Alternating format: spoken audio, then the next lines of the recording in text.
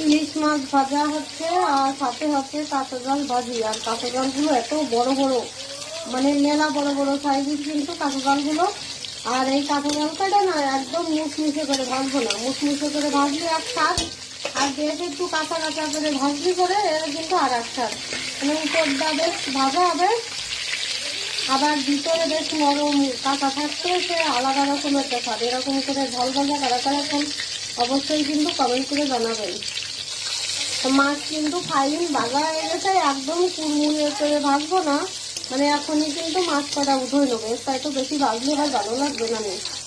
দেখছেন মাছগুলো কিন্তু যে মেলা বড় তাও না, কিন্তু ছোট সাইজের মাছ। আর ইলিশ মাছ ভাজা, ইলিশ মাছের তেল, আর এদিকে কাঁচা জল ভাজা, আর গরম গরম ভাতের সাথে হলি পরে কিরাম মজার লাগবে তার কি অবশ্যই স্বাদ হবে।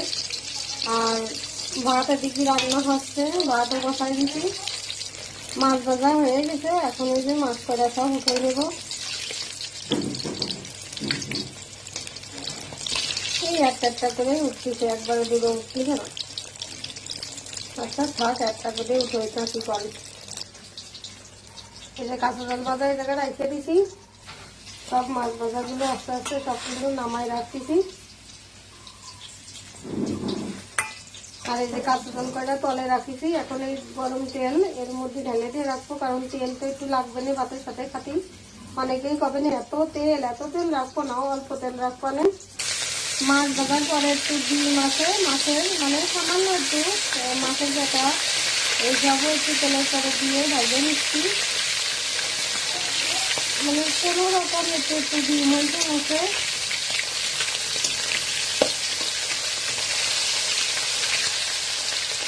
এই যে মাছের ডিম ভাজাও কিন্তু হয়ে গেছে, এখন হয়ে নেবো আস্তে আস্তে করে। ছোট্ট ছোট্ট ডিম হয়েছে, মানে সামান্য একটু মাছে কেবল ডিম আছে সেরকম।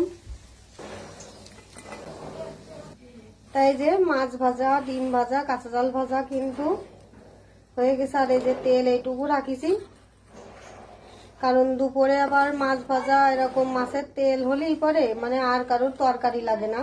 তরকারির জন্য মাছ রাখিছি, তরকারি রানবো হলো অল্প একটু, মানে এই মাথা দিয়ে আর হলো 3 পিস মাছ রাখিছি, 1 পিস লেজা রাখিছি, এই দিয়ে হলো আলু দিয়ে বেগুন দিয়ে পাতলা ঝোল রান্না হবে। আর এরকম গরম গরম ইলিশ মাছ ভাজা, ডিম ভাজা কার কার খাতি ভালো লাগে অবশ্যই কিন্তু কমেন্ট করে জানাবেন। আর আমার তো খুবই পছন্দ, সেই জন্যই ভাজলাম, আর সবাই খাবে সেই জন্যই। আর ভিডিওটা যদি ভালো লাগে অবশ্যই লাইক, কমেন্ট, শেয়ার করবেন, সাবস্ক্রাইব করবেন। সবাই ভালো থাকবেন, টাটা।